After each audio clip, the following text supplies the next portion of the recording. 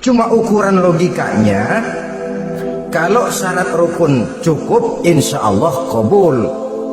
Saudara-saudara kaum muslimin rahimakumullah, oleh karenanya pada saat kita sholat, iblis, setan datang dari segala macam penjuru supaya kita kehilangan rasa khusyuk. Apalagi kalau kita jadi imam yang gerak kita, bacaan kita dilihat, didengar, disaksikan oleh orang banyak, digodanya gerakan kita, dibolak-baliknya hati kita, supaya di dalam sholat itu banyak yang kita ingat, hal-hal yang tidak ada hubungannya dengan sholat. Kadang-kadang belum sholat kita ribut nyari pulpen, nggak ketemu, begitu takbir ingat pulpen di atas lemari, mulai goncang lagi niat kita sholat. Kadang-kadang kalau hati tidak bisa dipermainkan, iblis berbisik lagi, gerakan kita dalam sholat tidak mencerminkan kekhusyuan. Kalau gerak juga ternyata masih bisa khusyuk, bacaan kita dibuatnya kita seperti dikejar-kejar waktu. Sholat isya misalnya dengan cara kilat khusus, super singkat. Saya katakan tadi, apalagi kalau kita jadi imam, iblis mudah mendatangkan penyakit riya. Karena mengimami orang banyak, lalu supaya dikira alim, dibuatlah sholatnya itu mantap-mantap. Surahnya dicari yang panjang-panjang, paling pendek sabbihis sama wadduha. Tapi kalau sudah sholat sendirian, cukup inna a'tainakal kautsar sama qul huwallahu ahad. Kayaknya khusyuk bukan main. Kalau imam, bahasanya dipaseh-pasehin kayak orang 16 tahun di Mekah. Ufolli fardwal maghribi salasa raka'atin. Saudara-saudara kaum muslimin yang berbahagia, oleh karena sholat merupakan sarana yang paling efektif untuk mendekatkan diri dengan Allah, maka orang yang khusyuk di dalam sholatnya merupakan musuh utama daripada iblis. Sekarang bagaimana bisa khusyuk caranya? Kalau khusyuk 100%, rasa-rasanya sulit. Untuk sampai ke arah sana orang memerlukan tahapan. Kepada Imam Ali karramallahu wajhah, baginda Nabi pernah memberikan satu tes. Ali, saya ya Rasul, kalau kau bisa sholat 2 rakaat saja dengan khusyuk, aku kasih hadiah sorban. Baik ya Rasul. Sembahyang Imam Ali 2 rakaat, selesai sholat, assalamualaikum, assalamualaikum. Rasul bertanya, yang mana sorbannya Li? Tanpa nengok, Imam Ali menjawab, yang hijau ya Rasul. Setelah menjawab yang hijau, Rasul berkata, kamu tidak khusyuk Li. Kenapa? Soalnya tadi waktu sembahyang mikirin, nanti kalau ditawarin sorban pilih yang hijau aja. Sehingga begitu ditanya, refleks menjawab, yang mana Li? Yang hijau saja ya Rasul. Oleh karena itu, menurut Al-Imam Nawawi, pada tingkatan yang paling sederhana, sudah sampai ke tingkat khusyuk asal pada waktu takbiratul ihram ingat kepada Allah. Tapi jangan lupa, itu tangga pertama. Jangan ada fatwa begini lalu aman, yang penting kan takbirnya ingat Tuhan, lah sononya mau kemana kek. Bukan itu. Itu pada tingkatan pertama sudah sah dipandang khusyuk sholatnya orang awam, asal pada waktu takbiratul ihram dia ingat kepada Allah. Tetapi harus terus berusaha agar sepanjang sholat dia ingat kepada Allah. Caranya bagaimana? Pertama, menanamkan diri bahwa pada saat kita sedang mengerjakan sholat, yang lain tidak ada kecuali Allah.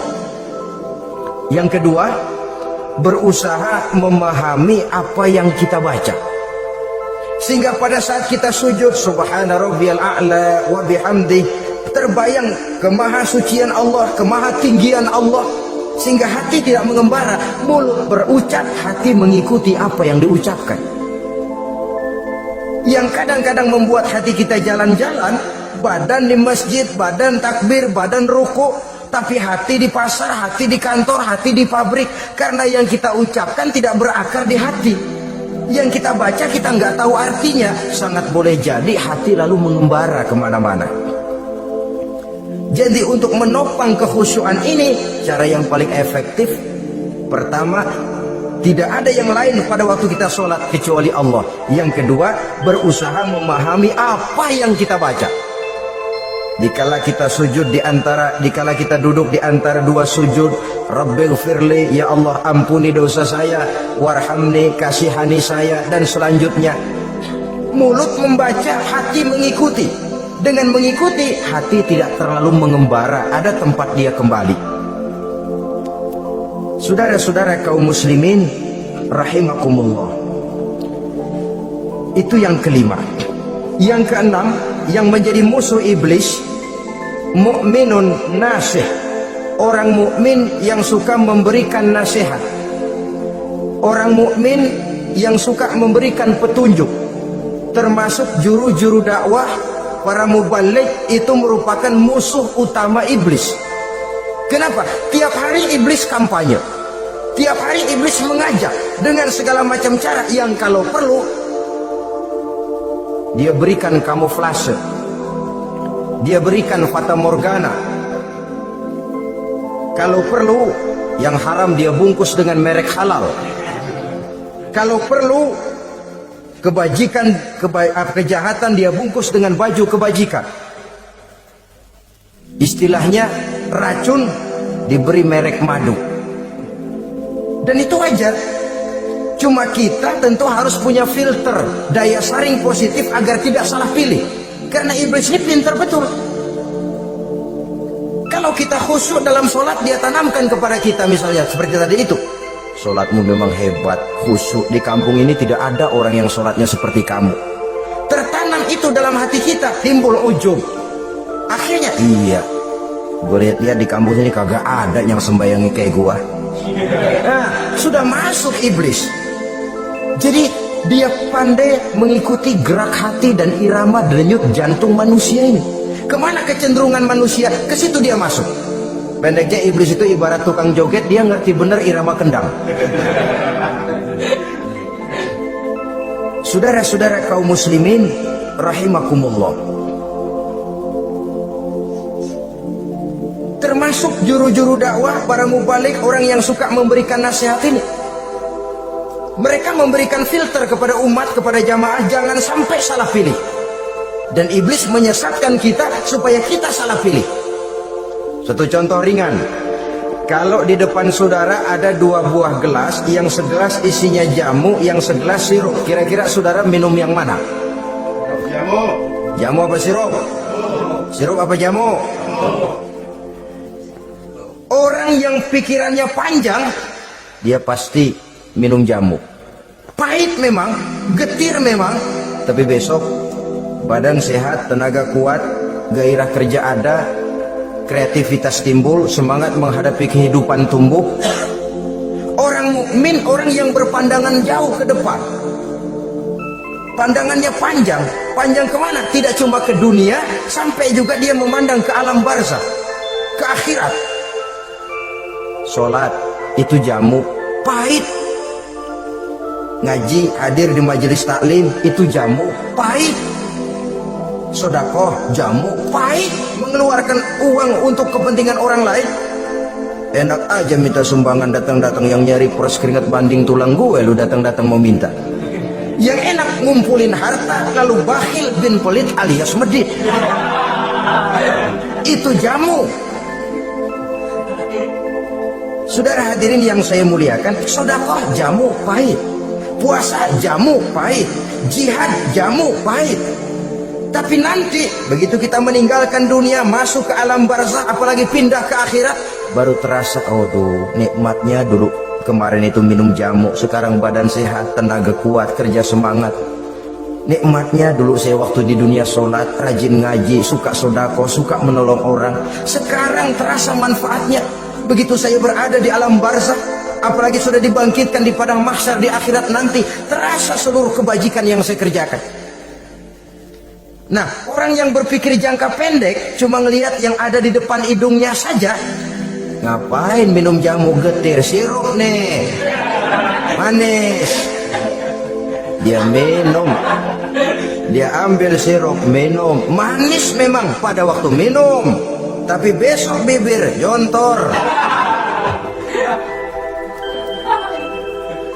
Meninggalkan perintah Allah, sirup itu manis.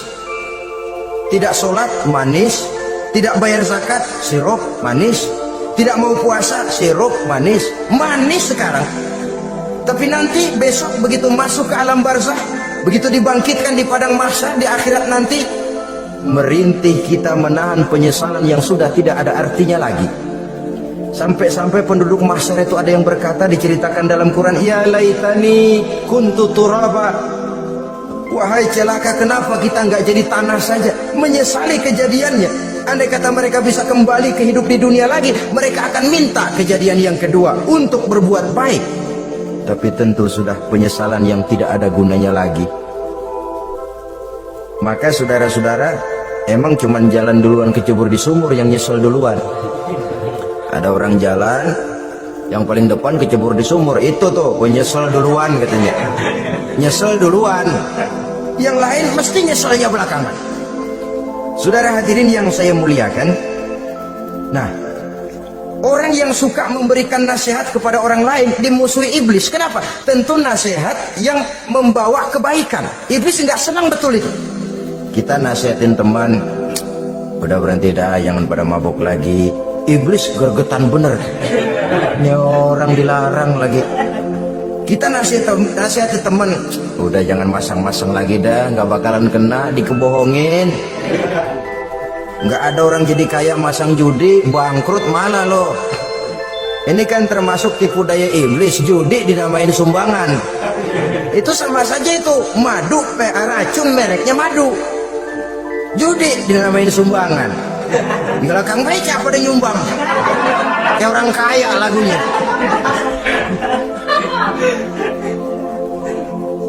Saudara-saudara kaum muslimin rahimakumullah, adalah kewajiban kita memang untuk tawasau bil haq, saling nasihat menasihati. Setiap kita juru dakwah, setiap kita wajib menyampaikan apa yang sudah kita tahu kepada orang yang belum atau kurang tahu. Saudara yang bisa bismillah wajib mendakwahkan bismillah itu kepada orang yang belum tahu bismillah. Saudara bisa Fatihah harus menyampaikan itu kepada orang yang belum bisa Fatihah. Persetan dengan orang lain. Apalagi yang cuma kerjanya ngeritik saja, lo baru bisa Fatihah doang udah ngajar. Biar aja yang diajarin gak bisa Fatihah kok. Apa masalahnya pemerataan di bidang keilmuan? Sebab memang biasa penonton itu selalu lebih pandai menilai, kayaknya lebih pintar dari yang main. Sama saja orang nonton bola ngomel melulu, padahal dia sendiri belum tentu bisa main. Dengerin orang pidato pun begitu, monten bisa. Wah, kalau dia yang pidato 1 jam kayak semenit. Tapi kalau si Ana tuh kita udah pegel belum juga mau berhenti. Monten bisa, coba dia suruh pidato udah 1/4 jam masih ama badu. Apa mau dibilang ama badu? Yang ketujuh, yang menjadi musuhnya iblis, taibun sabitun ala taubatihi, orang yang bertaubat dan tetap di atas taubatnya. Secara jujur, tidak ada manusia yang tidak punya salah.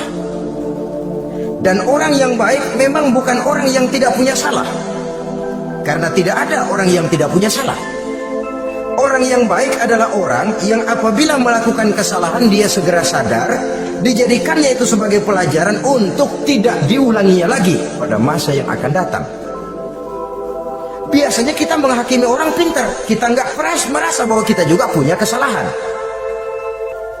Kalau kita ngelihat maling ayam kita teriak, padahal kita nyolong kambing. Lebih besar dari si maling ayam, merasa diri lebih benar dari yang lain, padahal kita lebih kotor dan lebih jelek. Hilang sifat introspeksinya. Yang kita musuhi, yang kita caci maki, tahu-tahu kita sendiri yang melakukannya.